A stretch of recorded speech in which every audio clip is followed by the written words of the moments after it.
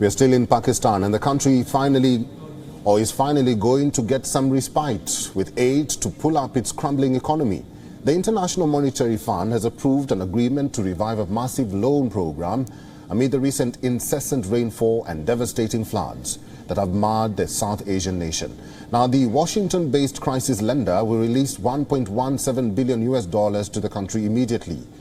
This brings the total amount of aid to about $6.5 billion.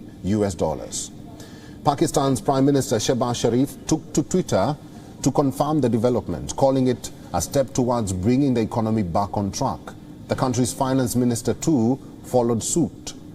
In addition to the loan tranche approved, the IMF has agreed to extend the package through June 2023.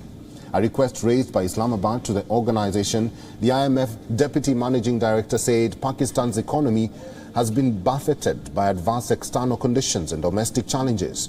She further added, and I quote, "Steadfast implementation of corrective policies and reforms remain essential to regain stability in the country."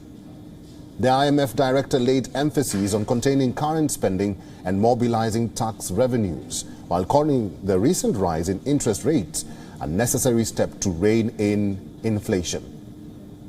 The government reached an agreement with the IMF staff last month to restart the suspended aid package that followed months of deeply unpopular belt tightening by the Shehbaz Sharif government. The original $6 billion bailout package was signed by former Prime Minister Imran Khan in 2019.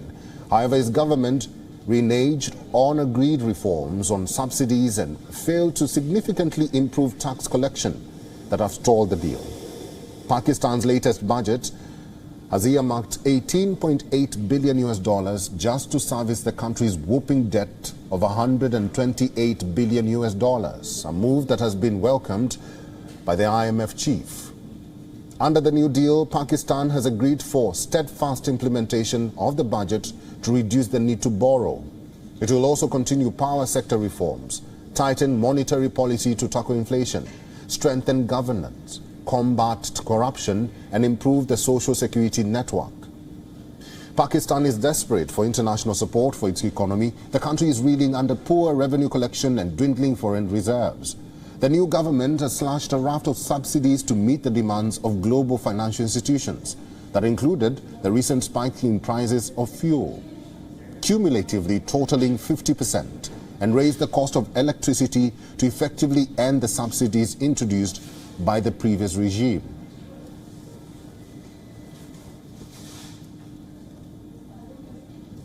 And for more on this, our Pakistan Bureau Chief Anas Malik has sent us this report from Islamabad.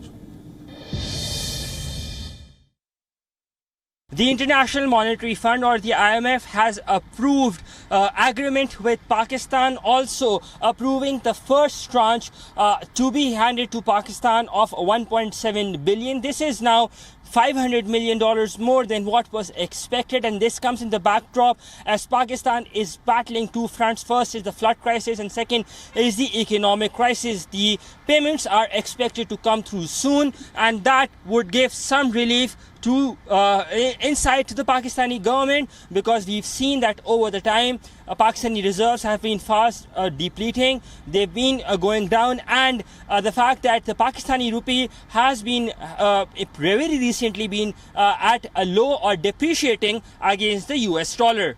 Anas Malik in Islamabad, Pakistan for WION World is One. WION is now available in your country. Download the app now and get all the news on the move.